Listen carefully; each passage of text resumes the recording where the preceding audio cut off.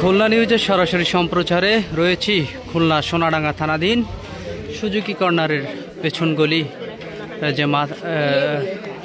গলি যে Suzuki corner এলাকা, সেখানে দর্শক নিশ্চয়ই ক্যাপশনের মাধ্যমে দেখেছেন যে খুলনা সোনাডাঙ্গায় এই সুজুকি কর্নারের পেছনের এক বাড়ি থেকে কিন্তু একই পরিবারের 3টি মরদেহ উদ্ধার করা হয়েছে। আমরা এসেছি ঘটনাস্থলে এবং দেখানোর চেষ্টা করব আসলে ঘটনার মূল রহস্য কি। সঙ্গেই থাকুন, দেখতে থাকুন।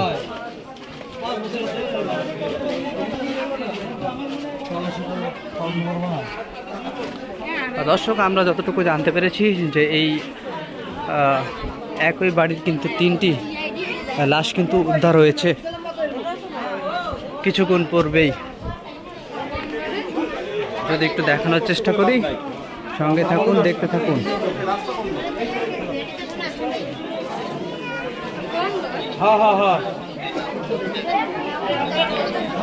দর্শক, ঘটনাটি ঘটেছে আনুমানিক 30 মিনিট পূর্বে।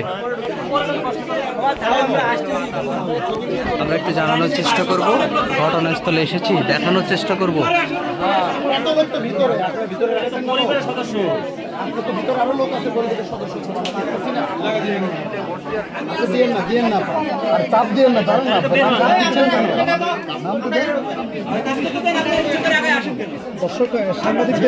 দর্শক, আমরা কিন্তু দেখছি যে এখানে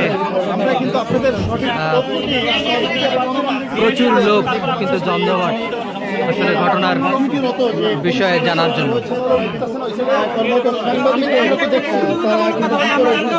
দর্শক, আমরা ভিতরে ঢোকার চেষ্টা করব এবং আপনাদের দেখানোর চেষ্টা করব, জানানোর চেষ্টা করব ঘটনার আসল রহস্য।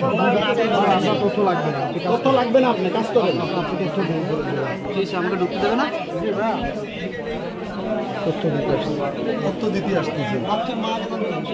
আমরা নিয়ে নেবেন, আমাকে ঢুকতে দেন।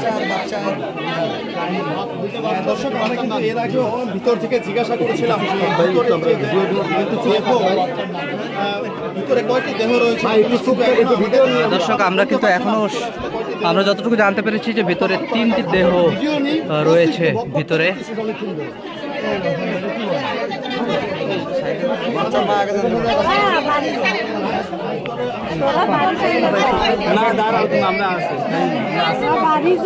ভিতরে কয়টি লাশ আছে? কয়টি আন্টি, কয়টি লাশ আছে? 3টা। আসলে ঘটনাটা কিভাবে ঘটেছে একটু যদি বলতেন আমাদের।